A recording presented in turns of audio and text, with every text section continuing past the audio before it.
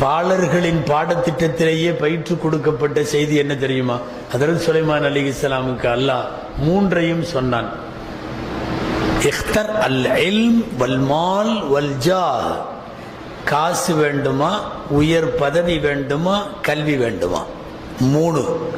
சுலைமான் அலைஹிஸ்ஸலாம் சொன்னாங்க, கல்வி கொடு, காசு வேணாம், பதவியும் வேணாம். ஏன் தெரியுமா? இது வந்துச்சுன்னா, கல்வி வந்துச்சுன்னா அந்த ரெண்டும் தானா வந்துடும். வலக்கத் ஆத்தைனா தாவூத வ சுலைமான இல்மா. குர்ஆன்ல சொல்றான் அல்லாஹ், இல்ம கொடுத்துட்டேன். கேட்டது அவரு ஃபர்ஸ்ட் ஆட்சியை கேட்கல, ஃபர்ஸ்ட் காசு கேட்கல, அதிகாரத்தை கேட்கல. காரணம் என்ன தெரியுமா? கல்வி வந்தால் அதிகாரம் தானா வரும், காசும் தானா வரும்.